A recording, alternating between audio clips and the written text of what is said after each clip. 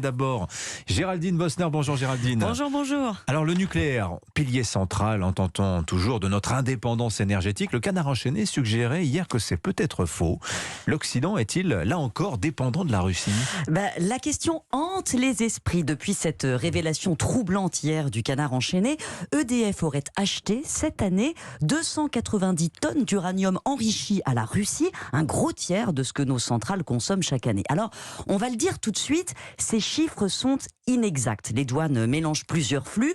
Selon mes informations, Dimitri, EDF a acheté cette année exactement 153 tonnes d'uranium enrichi à la Russie, comme l'an dernier d'ailleurs. C'est un volume contractuel, ça représente 15% de ce qu'utilise EDF dans nos centrales nucléaires. Mais donc on peut dire qu'on est dépendant pour notre nucléaire à 15% de la Russie ? Non. Et c'est ça qui est fou. On n'est pas du tout dépendant des Russes parce qu'on pourrait très bien s'en passer. D'abord, précisons que pas un gramme de notre uranium ne vient du sol russe. Il est extrait ailleurs, au Kazakhstan, en Australie. Mais cet uranium naturel, donc, n'a pas assez d'isotopes fissiles. Il doit être enrichi. Et c'est là que Rosatom intervient. Le géant russe fournit un service à EDF qui voulait diversifier ses fournisseurs. Rosatom, c'est le EDF russe, Exactement. Pour faire simple. Le français Orano pourrait tout enrichir, mais il n'en fait qu'une partie. Urenco, un consortium européen, en fait une autre. Et Rosatom, donc 15% du total. Le contrat, en fait, date d'avant le conflit en Ukraine, évidemment. Et comme les activités liées au nucléaire sont protégées des sanctions, EDF n'ose pas dénoncer son contrat. Elle devrait payer des pénalités. Et plutôt que de l'assumer, elle n'a rien dit.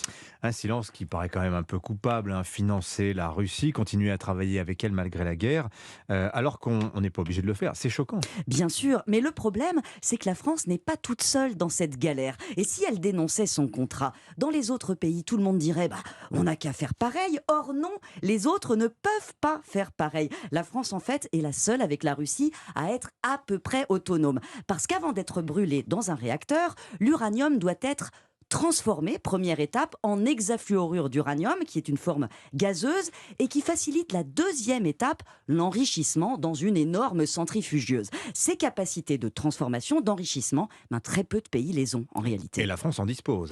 Exactement, grâce à Orano, qui est un acteur mondial, c'est un quart des capacités de conversion de la planète. Oui, quand même. D'autres savent le faire en Europe, au Canada, mais les Russes tiennent quand même 20% de ce marché. Donc à la rigueur, on pourrait augmenter nos capacités et se passer des Russes pour cette étape, la conversion. Mais pour l'enrichissement, Dimitri, non, c'est un secteur hyper concentré.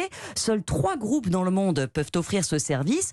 Orano, donc le français, le consortium Urenco, qui rassemble Allemagne, Angleterre, Pays-Bas, et le russe Rosatom qui rafle 46% du marché mondial. Les États-Unis n'ont rien, ils ne savent pas faire. Ils comptent un peu sur Urenco et sur la Russie, beaucoup. La Corée, le Japon n'ont rien non plus, totalement dépendants. C'est le grand tabou de ce conflit en réalité.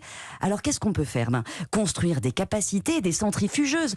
Orano veut augmenter de 30% ses capacités d'enrichissement en France. C'est bien, mais ça ne suffira pas. Il faudrait que les autres, et les États-Unis surtout, s'y mettent. États-Unis qui sont en fait très mal dans cette affaire, totalement à la merci du Kremlin. C'est assez étonnant quand même de voir que les Américains n'ont pas du tout de capacité d'enrichissement. Assez stupéfiant.